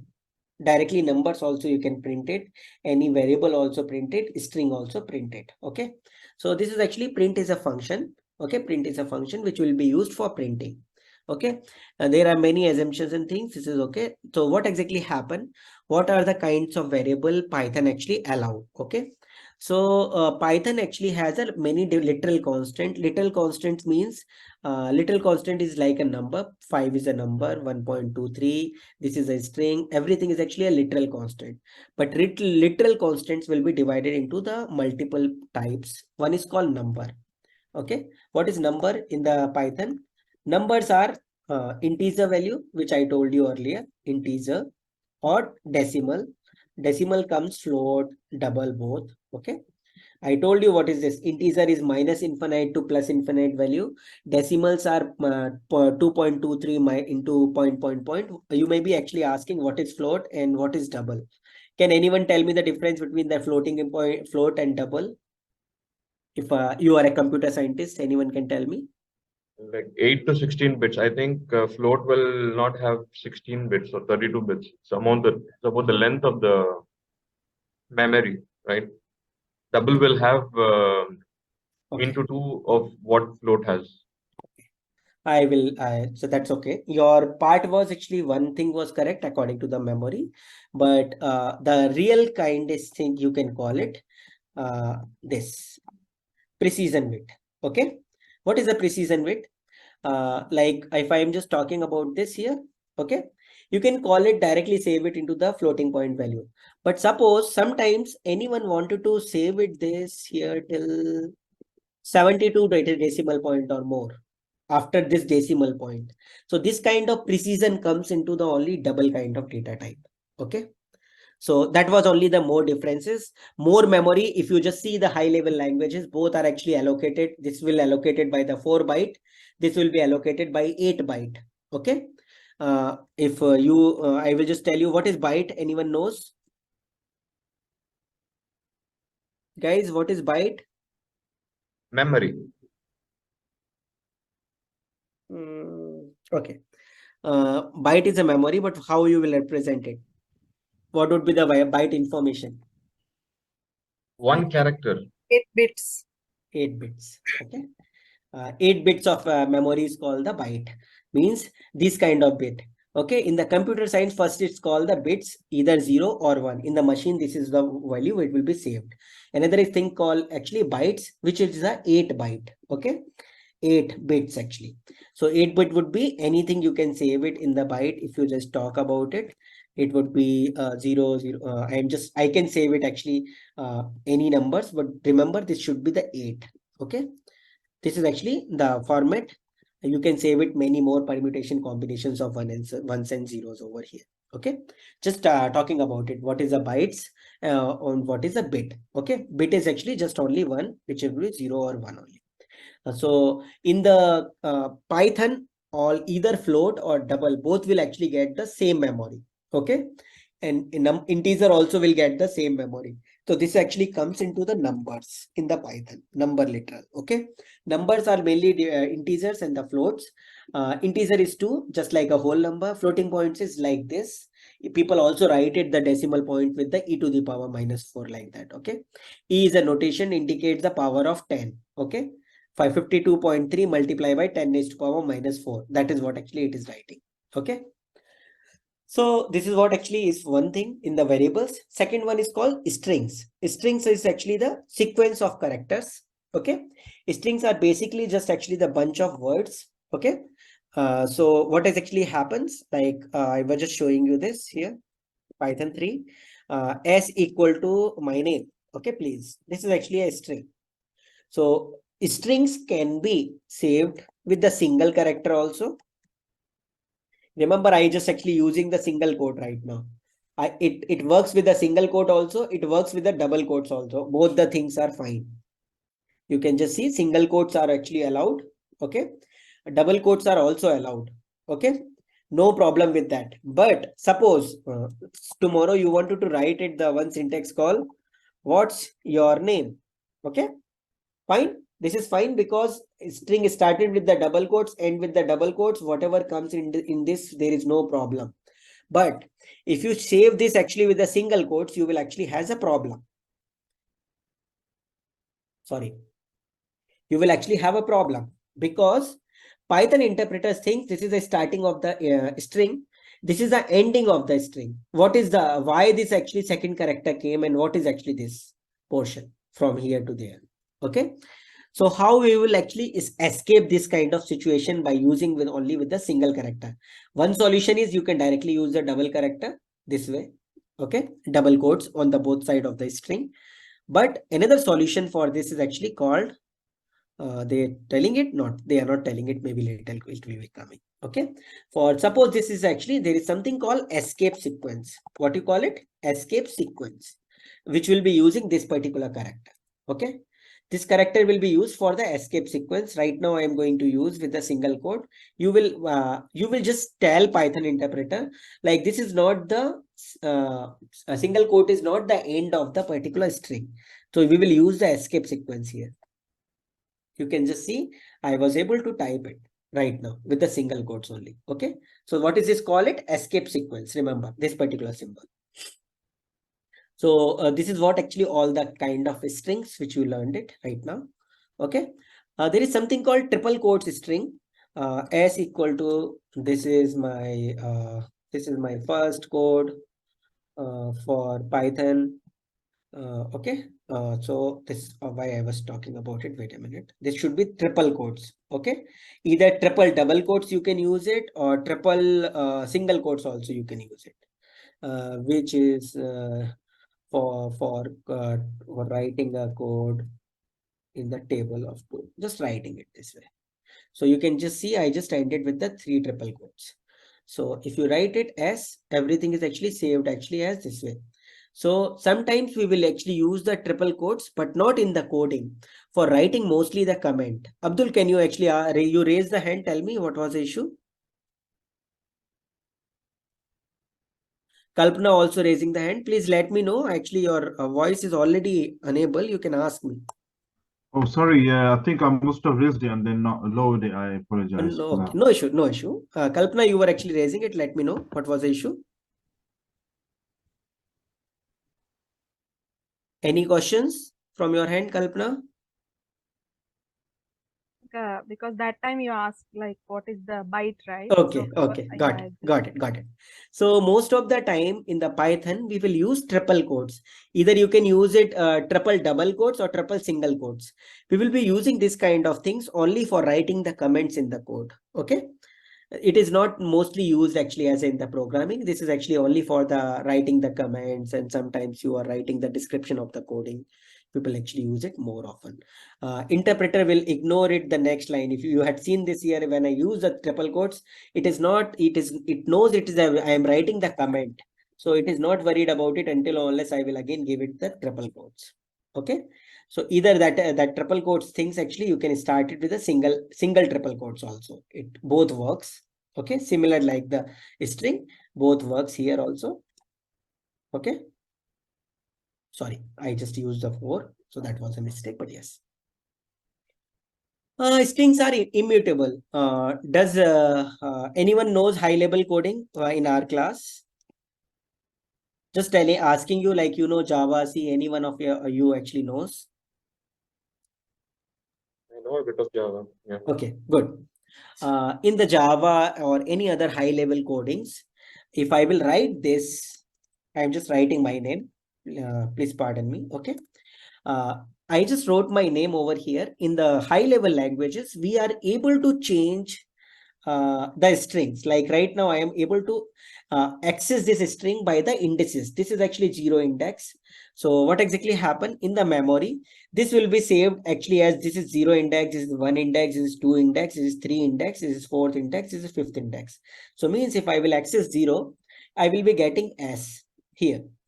If I will be accessing 1, I was getting A, accessing 2 and 3, 4, 5. You can just see till this point. Okay. After that, there was a space. Okay. So any string can be accessed like this. So earlier in the other languages, we will be able to assign these, reassign the values in the other languages. But in the Python, it is not acceptable. Means that's the reason they are writing the word called strings are immutable. You cannot change a single character in the string once you actually created it. You need to again override with the new string this particular variable. Okay, like right now I am just doing this. This is not acceptable because str object doesn't support the item assignment. This is what actually it is saying. Error means strings are immutable. Like the other C, C++, Java, other languages, strings are mutable, but here it's immutable. I can again assign with the someone's name like okay, ABCD, something like that. Okay, so I can assign the again the full new string to the same variable, but I cannot change only single character or single things inside this string, which is actually accessible in the C, C++, Java, in other high level languages. But in Python, strings are immutable. That is what they are trying to tell you here. Formats. This is actually simple code, but I cannot type it right now. So this will actually, I will come later to this portion. Okay. Because it's a little bit coding over there. Escape sequence, I told you already, this kind of problem is there. With this, you can solve it. But this, if you wanted to do it, this one, how you will use it? You will use a single quote actually as escape sequence. I already told you this one, escape sequence. Yeah, Abdul, you are raising the hand. Tell me. Yeah, sorry. Could you just clear on that? So when you say Okay, immutable, I will do that. Just 1 minute. Escape sequence. I already told you this is your first question. What's your name? Okay. If I will write this in the double quotes, there is no problem because string, it starts with the double quotes, ends with the double quotes. But the same problem if I will be doing with the single quotes. Okay. Python interpreter thinks this is the string starting, this is the ending. Why this is actually this another kind of single quote here? Because it will tell this is actually the ending of the string, because single quotes you started it. How you will be able to write the same question in with the single quotes? So this is actually, if you write it, it will tell you this is what is this? It's an invalid syntax, because you are actually using it this is actually the only proper string, but after that this is not the string. So how can you handle this kind of situation? So this kind of situations can be handled by this kind of character, which is known as actually escape sequence. Okay. If you use this character before this particular single quote, then Python interpreter understand it. This is not the ending of the string. This is actually, by this character reading this, it will ignore this particular character, single quote. Because it actually interpreter read this character. Okay, so it will ignore next character. It will keep on going until unless it will reach the next single character. So it is perfectly fine right now. You can see. Right. Okay. Got it? So similarly, escape sequence will be also used it in the multiple portions like this. Sorry, Suppose, sorry, Sanjay. How come you put after the T, you put that dash there? You know, the line. Where? Here? Yeah. What Here. does that line mean? That is what. Where? You know where you wrote the what? WHAT, and then there's like a dash. Yes. Line.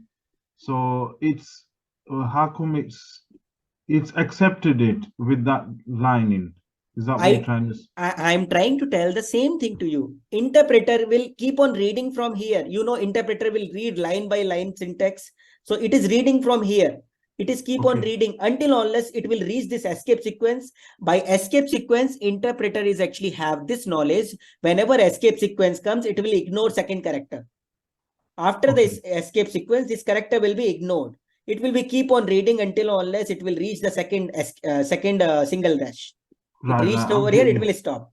Okay. So if you put the escape character, then it will read it.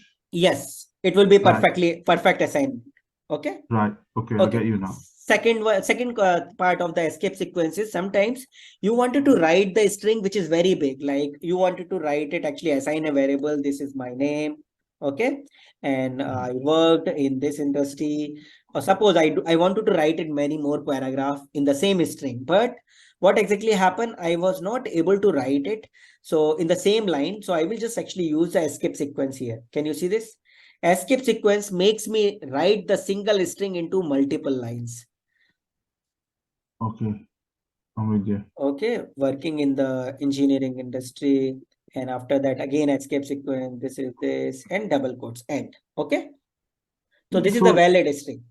You can put the escape sequence in double line as well as single line. Everywhere you can put it escape sequence, but you should be knowing the meaning of it. I put escape sequence means when I put escape sequence here and press the enter, as what is the purpose of escape sequence? I told you escape sequence will be actually makes interpreter understand it. Next character will be ignored. So next character is the new line character. New line means next line it is coming, right? Would be the new line character here. So it will ignore that character. It will think its line is processing continuously till that point. Okay. After escape sequence, so it will ignore new line character. It will come till this point. So what is the meaning of the escape sequences? Escape sequence makes interpreter know that next character will be ignored. Okay. So even if you have new line character, this is actually new line character. Like I will just show you this here. Okay. Wait a minute. So S is equal to, what is your name? Okay. I am writing the new line character. This is called new line character. Can you see this? So even if you are not from computer science, there are multiple character people use it. This is called new line character. People use it. This is called tab character, tab space. Okay. And anything else, as I remember, only these are the things people will be using it into the printing. Okay. So if I will print as, you can just see. New line character entered a new line here. /n is actually the new line character which entered the new line. Okay. So when I push this escape sequence here in this line s equal to this is my line. Suppose I am writing something very big which is not able to fit it into this particular syntax. I am just going there. Wait a minute. Okay, here I am not able to print it. I cannot end my string here. So what I will put escape sequence, which will makes interpreter know my line is not ended. I am just continuing the line. You can just see. After that, again, I will put the escape sequence, enter. It will, I can type it many bigger paragraph right now. Okay. So I actually have to put it in the last this. Okay, I will just do that. Wait a minute. One copy paste. So it's come up with an error. No. Right now it is not error. I forgot to put the double quotes here because that is a starting. I should be ending with the double quotes. So this is actually here. So when you go back in and put the double quote, that error message should go then. I showed it. This is here without error message. Right. Okay. Same line was only double quotes was here. So this is actually print as is also working. You can just see any paragraph I can copy paste and do that over here.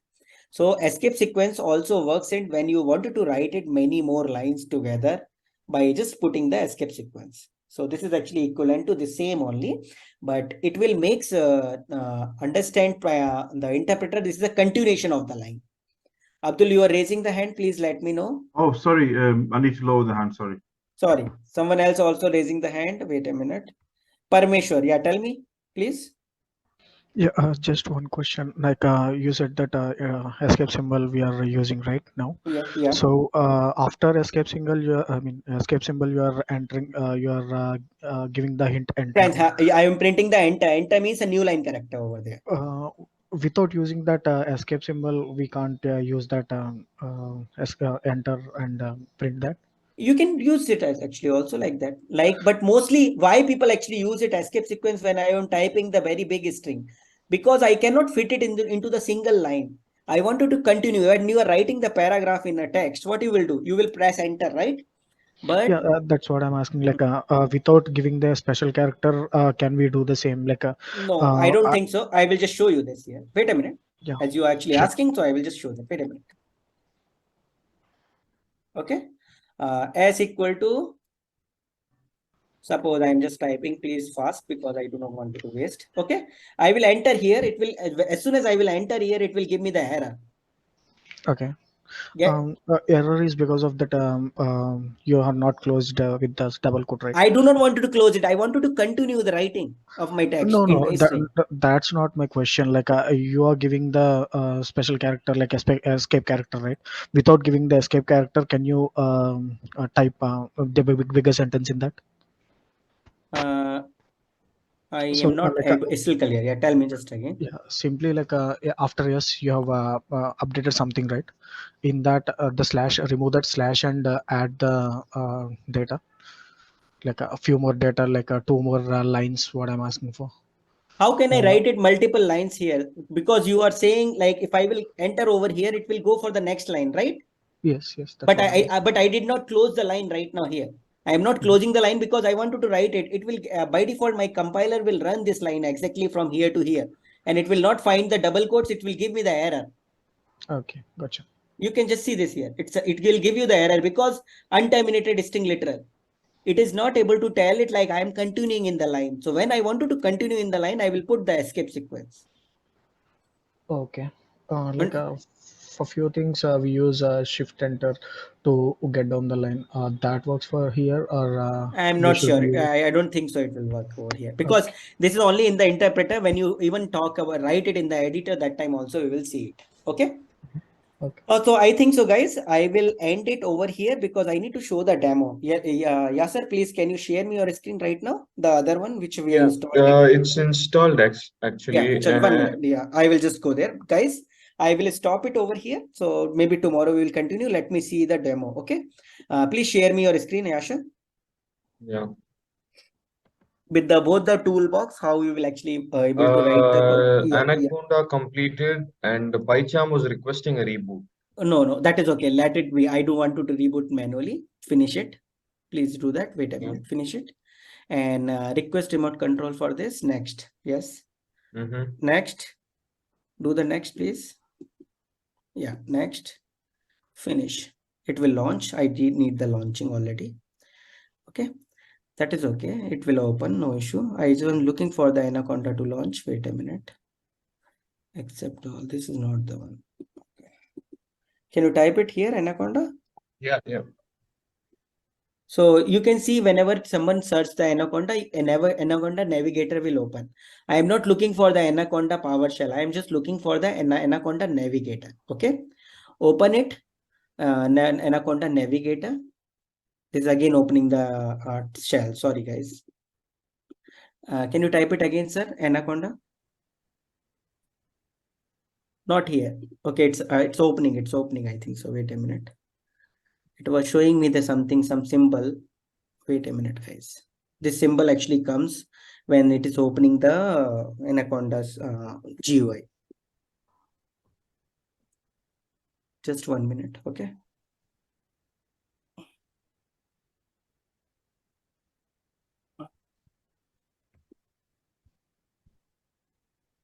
It is opening the Anaconda, okay.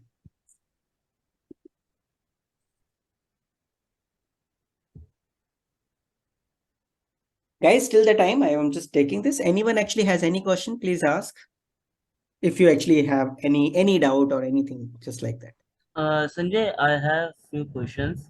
Yeah. Could you please share me, allow me to share my screen? Yes, I will make you the panelist. Wait, I will make you the panelist till that time. You actually have to rejoin actually as a panelist. Wait a minute. Till the time Yasser is actually on the screen, I cannot check your screen. Wait a minute. I cannot check it until unless. Okay. I will share you after that. Okay. Yeah, with after Yasser. So you can see we were just open the Anaconda. Okay.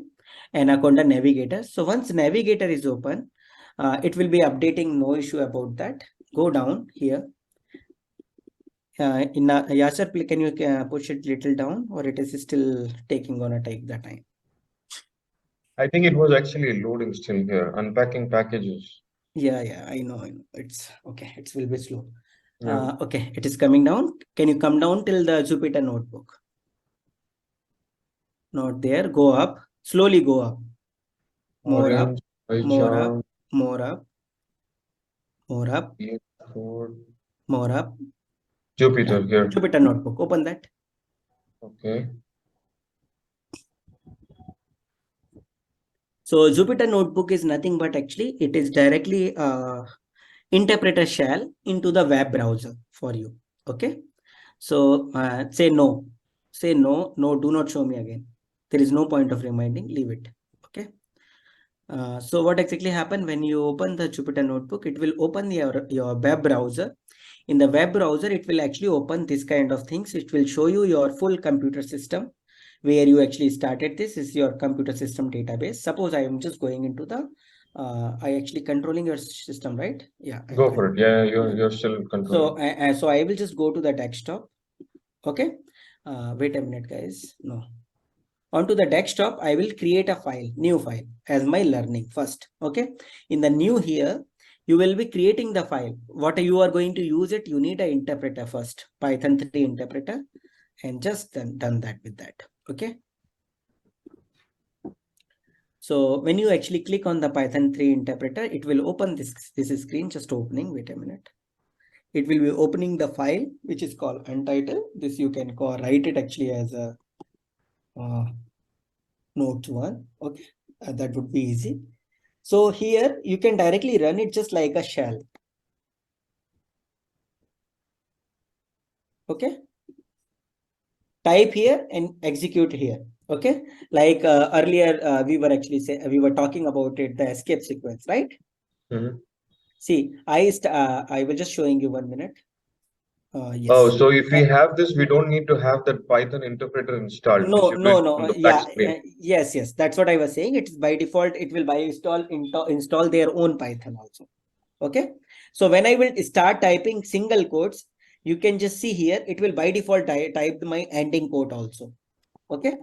So the funda is, you can see it actually already typed it. Even if I will type enter, it will allow me, but it is not actually correct. You can just see this here. This is not correct because Python interpreter will think this is the starting of my string.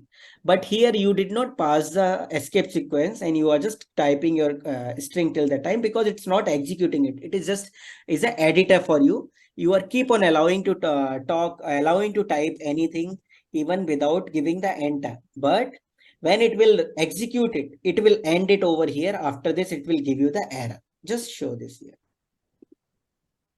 It will give you the error because unterminated string, the same thing, unterminated. If you actually have given the escape sequence here, see, you can see as soon as I will type that symbol, this black will becomes a red. Okay, so means it's a legitimate string right now. Okay, so you can just see this here. This is my legitimate string.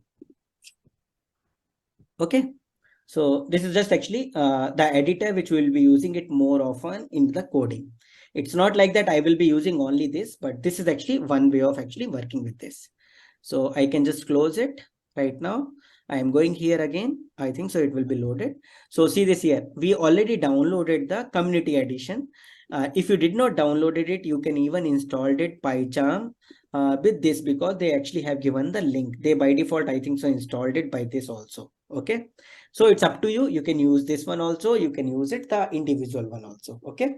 Let me just launch this one also, because it will be by default knows the package. Opening this.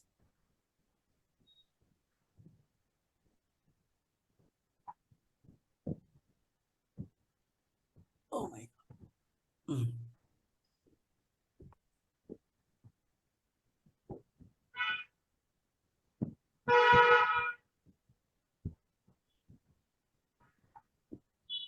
I say don't send, or do I send this? No, there is no point.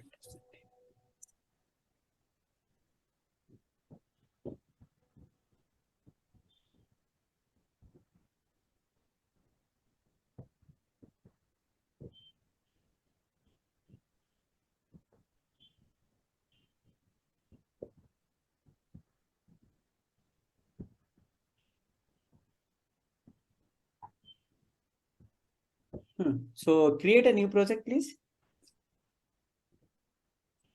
New project. Write it a name actually as a hello world, please.